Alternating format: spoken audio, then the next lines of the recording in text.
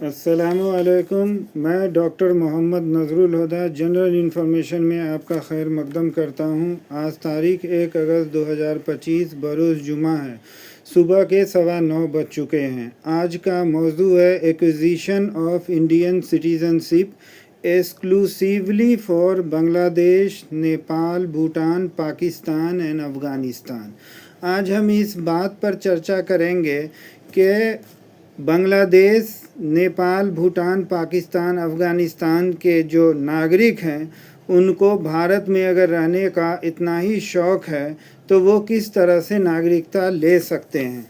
जैसा कि हमने पहले भी आपको बताया था कि हमारे यहाँ जो नागरिकता देने का जो प्रोसेस है वो 5 तरीके से है। पहला बाय बर्थ है, जन्म से जो नागरिक है जिसका बाप दादा रह रहा है, पैदा हुआ तो वो सबूत के आधार पर बाय बर्थ सिटीज़न होगा। बाय डिसेंट यानी वंश के आधार पर, ख़ानदान के आधार पर, जिसका माँ बाप अगर इंडियन है, विदेश में जॉब कर रहा है, उसका बेटा अगर फॉरेन कंट्री में पैदा हुआ और वहाँ का बर्थ सर्टिफिकेट ले करके इंडियन एम्बेसी में 1 साल के अंदर रजिस्ट्रेशन करा लिया तो बाय डिसेंट प्रोसेस से उसको नागरिकता दे दी जाती है। बाय रजिस्ट्रेशन प्रोसेस में वो होता है जिसका कोई चाचा या मामा इंडिया में रह रहा है और वो या भारतीय मूल का उसका बाप है या दादा है या चाचा है तो वो बाय रजिस्ट्रेशन प्रोसेस से नागरिकता लेता है। जिसका कोई भी नहीं है, भारतीय मूल का भी नहीं है, वो नागरिकता बाय नेचुरलाइजेशन प्रोसेस यानी देसीकरण के द्वारा नागरिकता लेता है। उसके बाद जो 5वां प्रकार है बाय इनकॉर्पोरेशन ऑफ टेरिटरी यानी भूभाग के समावेशन द्वारा नागरिकता लेता है। जैसा कि अभी शेख हसीना वाजिद मोदी सरकार के बीच में समझौता हुआ था तो बांग्लादेश की 5000 एकड़ ज़मीन इंडिया में आ गई तो वो बांग्लादेश के लोग जो उस गांव में, उस इलाके में रह रहे थे वो ऑटोमेटिक भारत के नागरिक हो गए। और इंडिया की 10,000 एकड़ ज़मीन बांग्लादेश में चली गई तो वो वहाँ के नागरिक ऑटोमेटिक वो बांग्लादेश के नागरिक हो गए। तो इस तरह से 5 प्रकार के से नागरिकता दी जाती है। अब हम बात कर रहे हैं कि जो लोग बांग्लादेश से आए, नेपाल, भूटान, पाकिस्तान, वो किस तरह से नागरिकता ले सकते हैं। जैसा कि अभी स्पेशल इंटेंसिव रिवीजन चल रहा है, रिव्यू चल रहा है, विशेष गहन परीक्षण चल रहा है बिहार में। अब जो है लिस्ट पब्लिश करने की बात थी, जो प्रोविज़नल ड्राफ्ट अभी तक तो मैंने मॉर्निंग की में वेबसाइट पर देखा तो अभी तक मुझे नज़र नहीं आया। इलेक्शन कमीशन ऑफ इंडिया ने इस टाइम तक तो प्रोविज़नल ड्राफ्ट जो है उसने अपलोड नहीं किया है अपने इलेक्शन कमीशन ऑफ इंडिया की वेबसाइट पर और सुबह के 9:20 हो चुके हैं। अब बात कर रहे हैं कि जो बांग्लादेश के लोग अगर आ रहे हैं उनको इंडिया में रहने का इतना ही शौक़ है तो वो लीगल तरीके से आए, वो वहाँ के बांग्लादेश के वकील से मिले, लॉ जो फॉरेन अफेयर्स है जो उसके जानकार हैं, एक्सपर्ट हैं, उनसे मिले और मिल कर के बाज़ाब्ते के साथ पासपोर्ट और इंडिया का वीज़ा ले करके आए। और अगर इंडिया में उनको रहना ही है तो वो वैलिड वीज़ा पर आएंगे, फिर यहाँ 5 साल रहेंगे, 5 साल या 7 साल जो भी मुद्दत है। फिर यहाँ हमारे schedule 8 of the Indian constitution में बांग्ला भाषा भी है तो बांग्ला ऑलरेडी वो जानते हैं, उसके तहत वो अप्लाई करेंगे गृह मंत्रालय में, उनको नागरिकता मिल जाएगी। या जो पाकिस्तान के लोग रह रहे हैं अगर वो क्रिमिनल बैकग्राउंड के नहीं हैं, अगर उनको भारत में रहने का ही इतना शौक़ है तो लीगल तरीके से भारत में आए। जितना ये लोग एजेंट को और न जाने इसमें सरकारी, जैसे हम लोगों ने ज़मीन फिल्म देखी थी अजय देवगन का, उसमें सैनिक भी गद्दार को दिखाया गया था कि किस तरह से इंडिया का इन्फॉर्मेशन जो है वो पाकिस्तान को देता था। मैं किसी को ब्लेम नहीं करता हूँ चूँकि मेरे पास कोई प्रत्यक्ष और अप्रत्यक्ष सबूत नहीं है, लेकिन ज़मीन फिल्म जो इंडिया के सेंसर बोर्ड ने पास किया था उसमें ये दिखाया था कि किस तरह से कैसे कैसे सरकारी अमला, सरकारी स्टाफ गद्दारी करते हैं देश के साथ। उसमें एक प्रेरणा मिलती है आखिर के ये लोग बाहर के लोग अंदर कैसे घुस आते हैं। इसमें तो मिली भगत तो होगी ही सरकारी अमला की, बिना सरकारी स्टाफ के, बिना सरकारी एजेंसी के ये लोग अंदर नहीं आ सकते हैं।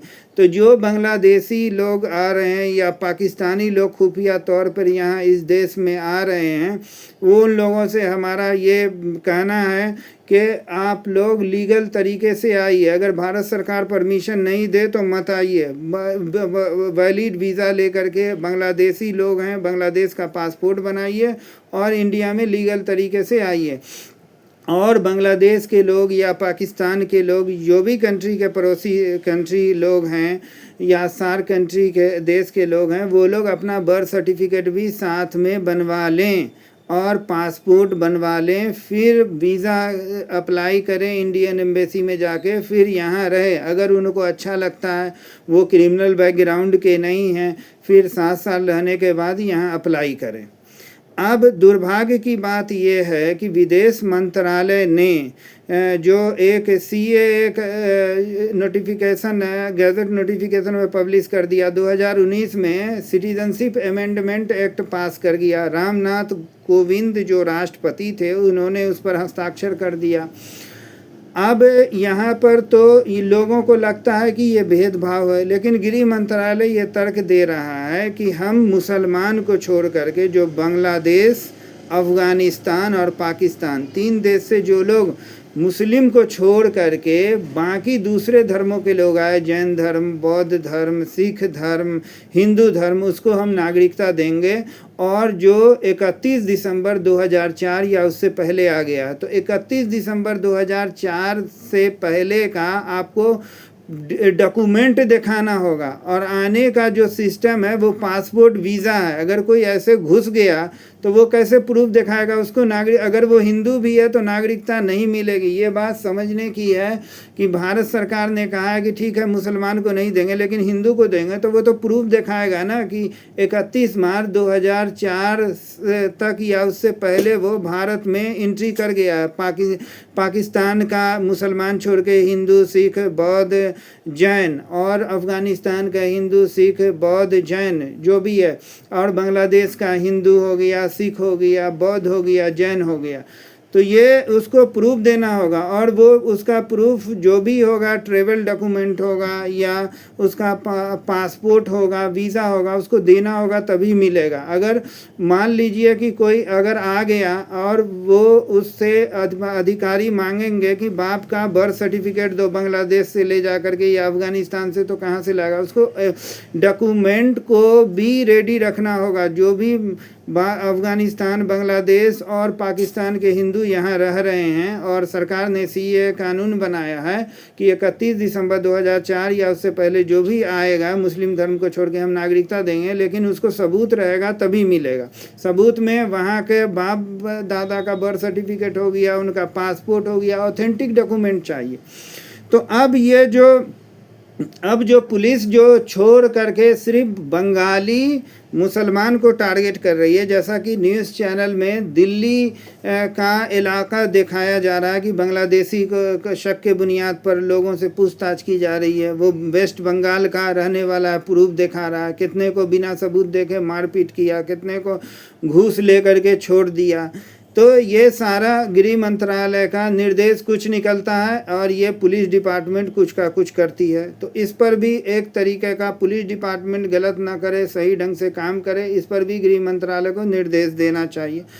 अब ये है कि जो लोग बांग्लादेश से अगर इंडिया में रहने का शौक़ है तो वो वैलिड पासपोर्ट और वीज़ा पर आए और अपना बर्थ सर्टिफिकेट ज़रूर बनवा ले बांग्लादेश से। फिर यहाँ वो 7 साल रहेंगे, रिक्वेस्ट डालेंगे, फिर वीज़ा रेन्यूअल कराते रहेंगे, फिर उनको अगर रहने का शौक़ है, जो यहाँ का लीगल प्रोसीजर है उसके तहत वो गृह मंत्रालय में नागरिकता के लिए अप्लाई करेंगे, उनको नागरिकता दी जाएगी। अब यहाँ से निकाला जा रहा है, वहाँ से निकाला जा रहा है और एजेंट को दुनिया भर का पैसा दे करके ये लोग आ रहे हैं। बिना पैसा लिए तो कोई एंट्री देता नहीं होगा, क्योंकि सबको जो है ना, जितना भी सरकारी स्टाफ है सड़क से संसद तक सब घूसखोर सब है। क्योंकि संसद में ही विपक्ष लोग आरोप लगाता है कि यह फलाने मंत्री को खरीद लिया, पैसे के बल पर सरकार गिरा दिया। तो जब संसद में ये कर सकता है तो सरकारी ऑफिसर्स क्यों नहीं कर सकते हैं? ये लोग भी एजेंट से घूस ले करके बाहर के लोगों को इंडिया में एंट्री दे रहे हैं। तो इस पर विदेश मंत्रालय और गृह मंत्रालय को इस पर सोचना चाहिए कि घूसखोरी इंडिया में किस तरह से ख़त्म हो, ताकि गरीब आदमी, ईमानदार आदमी चैन का सांस ले सके। तो बांग्लादेशी हो, अगर नेपाल का आदमी, नेपाल में तो मैत्री संबंध है 1950 में जो एग्रीमेंट हुआ अभी तक, तो नेपाल के लोग बगैर पासपोर्ट वीज़ा के इंडिया में, नेपाली इंडिया में आ सकते हैं और भारत के लोग नेपाल जा सकते हैं। तो जो नेपाली लड़की शादी करके आई है तो उसका मैरिज सर्टिफिकेट तो मैंडेटरी है, उसके अलावा नेपाल का बर्थ सर्टिफिकेट या पासपोर्ट होना चाहिए, तभी उनको बिना डॉक्यूमेंट के नागरिकता आपको मिलने वाली नहीं है। भूटान के में भी मैत्री संबंध है, भूटान के लोग भी बिना वीज़ा के जो है ना इंडिया में आ सकते हैं और इंडिया के लोग भूटान जा सकते हैं। तो उनको भी बॉर्डर पर पासपोर्ट दिखाना होता है या वोटर कार्ड दिखाना होता है और इमिग्रेशन करवाना होता है, लेकिन वीज़ा का उतना सख्त रूल नहीं है जिस तरह से दूसरी कंट्री में है। तो वहाँ के लोगों को भी इंडिया में रहने का शौक़ है, तो भूटान का उनको ये बर्थ सर्टिफिकेट होना चाहिए और भूटान का पासपोर्ट होना चाहिए, फिर वो यहाँ रहें, फिर सिटीजनशिप के लिए अप्लाई करें। जो उनको इंडिया में रहने का है। पाकिस्तान में वीज़ा का नियम सख्त है, लेकिन पाकिस्तानी लोग फिर भी आते हैं, यहाँ शादी करते हैं, पाकिस्तानी लड़की हो या पाकिस्तानी लड़का हो, यहाँ रहते हैं। तो उन लोगों को भी चाहिए कि वैलिड वीज़ा वैलिड तरीके से गवर्नमेंट को अप्रोच करें। इतनी गवर्नमेंट इससे, और अफ़गानिस्तान के लोगों को भी, हमारे देश के लोग बहुत संयम हैं, बहुत दयालु हैं। आप लोगों की गलती की वजह से आप लोगों ने हमारे नागरिक को परेशान किया, 75 सालों से परेशान कर रहे हैं, इसलिए मजबूरन हमारी सरकार को ये सख्त कदम उठाना पड़ रहा है।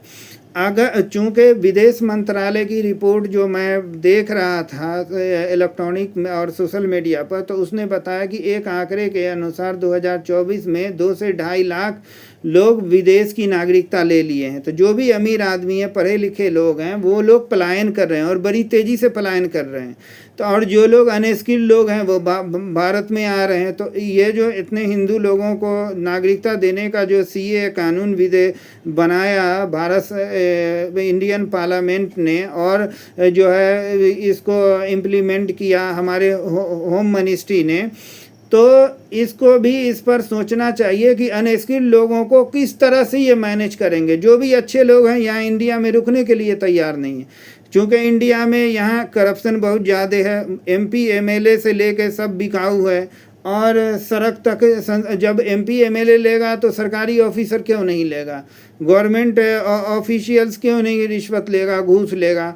तो सड़क से संसद तक तो घूसखोरी चल रहा है। तो यहाँ इनका जो भी बिजनेस करने वाले हैं सारे जो है ना दुनिया भर का टैक्स पे कर रहे हैं, ये टैक्स वो tax, state tax, central tax, लेकिन जो पब्लिक कल्याण में खर्च होना चाहिए, वो पब्लिक को जो मिलना चाहिए वो तो मिल ही नहीं रहा है।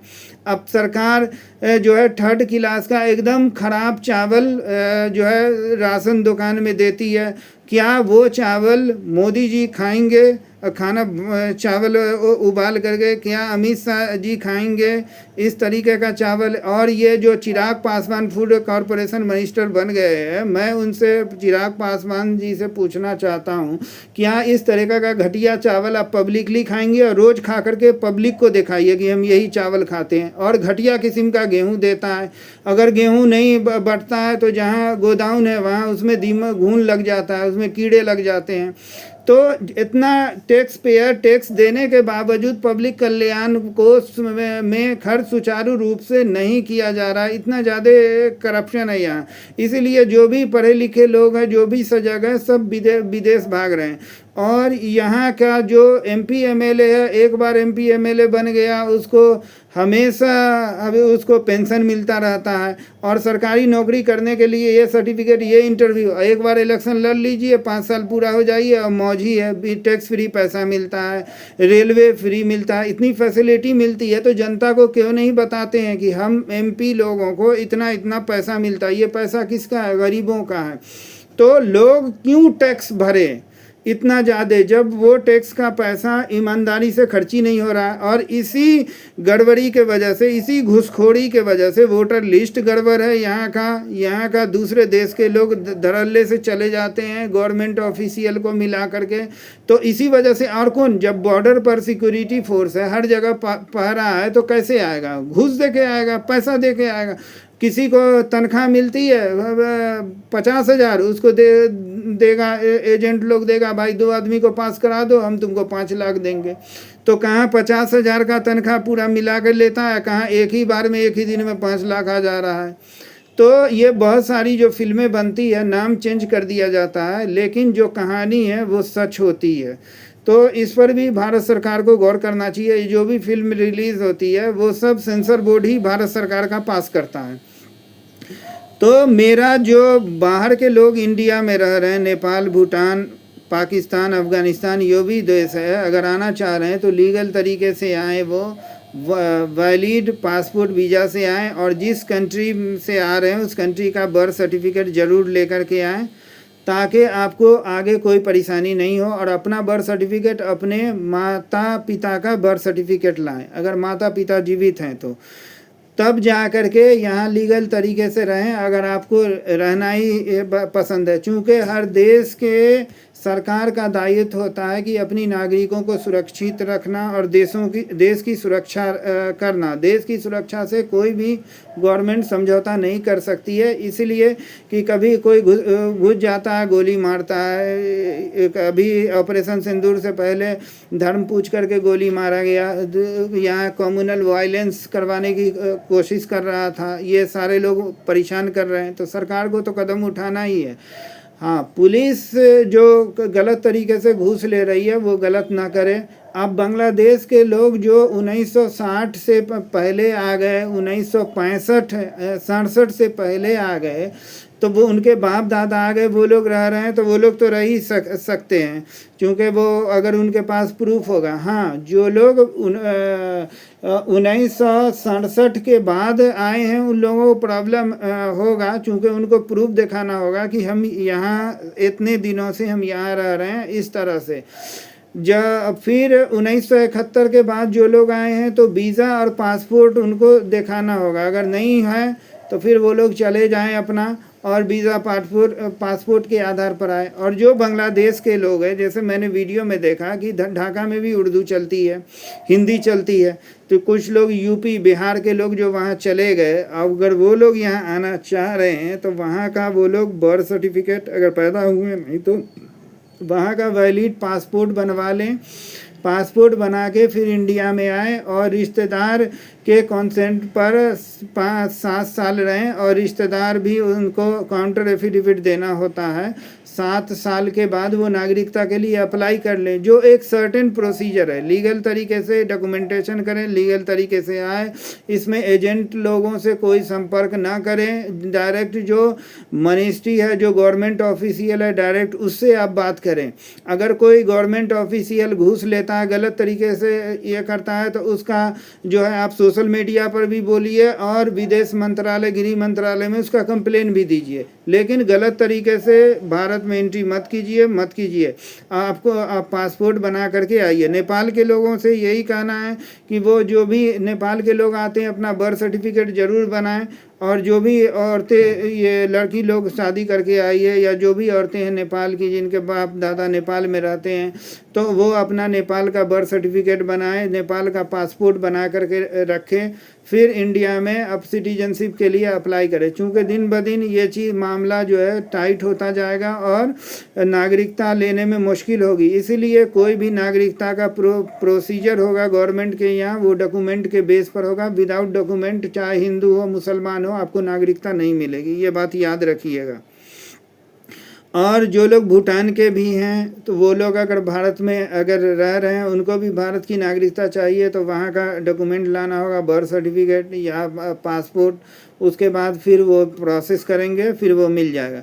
तो आप जब 31 दिसंबर 2004 से पहले आए हैं, उसका तो प्रमाण देना होगा आपको, ट्रेवल डॉक्यूमेंट देना होगा। पाकिस्तान से जो हिंदू आया है तो बिना वीज़ा पासपोर्ट के एंट्री अगर करेगा तो इलीगल माना जाएगा, चाहे वो हिंदू हो या मुसलमान हो। बांग्लादेश से जो हिंदू आया है वो भी इलीगल माना जाएगा।